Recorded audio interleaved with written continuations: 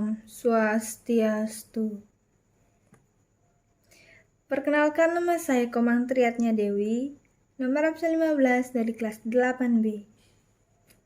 Pada kesempatan kali ini, saya akan mempresentasikan materi tentang getaran, gelombang, dan bunyi dalam kehidupan sehari-hari. Getaran merupakan peristiwa gerak bolak-balik sebuah benda pada suatu titik keseimbangan dalam suatu periode. Setiap benda yang bergetar memiliki parameter getaran berupa amplitudo, frekuensi, dan periode.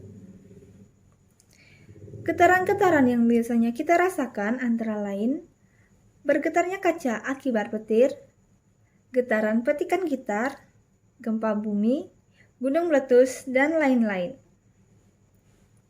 Getaran dapat dibedakan menjadi dua, yaitu getaran mekanis dan getaran non-mekanis.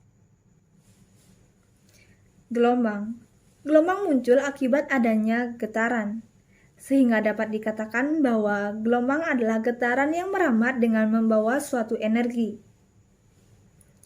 Gelombang akan terus terjadi apabila sumber getaran terus-menerus dihasilkan. Berdasarkan ada tidaknya medium, gelombang dapat dibedakan menjadi dua, yaitu gelombang mekanik dan gelombang elektromagnetik. Adapun berdasarkan arah rambatannya, gelombang dapat dibedakan menjadi gelombang transversal dan gelombang longitudinal. Berdasarkan amplitudonya, gelombang dapat dibedakan menjadi dua macam, yaitu gelombang berjalan dan gelombang diam. Bunyi dihasilkan dari sumber bunyi. Sumber bunyi merupakan benda yang bergetar. Getaran tersebut akan merambat melalui udara dan sampai ke telinga manusia sehingga dapat didengar. Bunyi termasuk gelombang longitudinal. Syarat bunyi dapat terdengar adalah adanya sumber bunyi, ada medium perantara, dan ada pendengar sebagai penerima bunyi. Macam-macam bunyi. Berdasarkan frekuensinya, bunyi dapat dibedakan menjadi tiga macam, yaitu gelombang infrasonik, gelombang audiosonik, dan gelombang ultrasonik. Cepat rambat bunyi.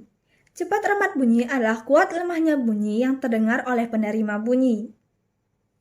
Kuat lemahnya bunyi yang terdengar dipengaruhi oleh kerapatan mediumnya. Semakin rapat medium perantaranya, maka bunyi yang terdengar akan semakin kuat. Resonansi adalah ikut bergetarnya benda ketika benda lain melakukan getaran. Pemantulan bunyi. Macam-macam bunyi pantul antara lain gema, gaung, dan bunyi pantul yang memperjelas bunyi asli. Mekanisme pendengaran pada manusia dan hewan. 1. Mekanisme pendengaran manusia.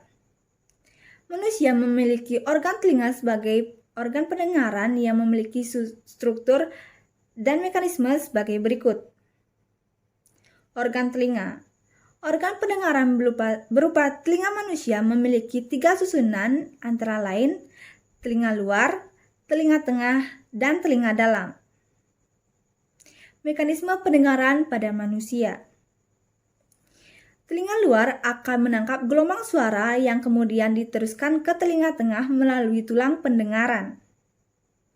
Selanjutnya, getaran akan diteruskan ke telinga dalam melalui tingkat oval dan menggetarkan cairan perilimfe yang terdapat di dalam skala vestibuli. 2. Pendengaran pada hewan. Beberapa hewan menggunakan sistem sonar atau sound navigation and ringing untuk menangkap suara dalam bentuk gelombang longitudinal. Contoh-contoh hewan yang menggunakan sistem sonar antara lain kelelawar dan lumba-lumba. Aplikasi getaran dan gelombang dalam teknologi. Contohnya antara lain 1. Ultrasonografi atau USG. 2. Sonar. 3. Pembersih ultrasonik. 4. Terapi ultrasonik.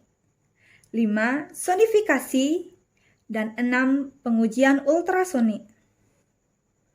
Sekian presentasi yang dapat saya sampaikan. Jika ada kesalahan kata atau pengulangan kata yang kurang berkenan di hati Bapak Guru, saya mohon maaf sebesar-besarnya. Akhir kata saya tutup dengan Parama Santi. Om Santi, Santi, Santi, Om.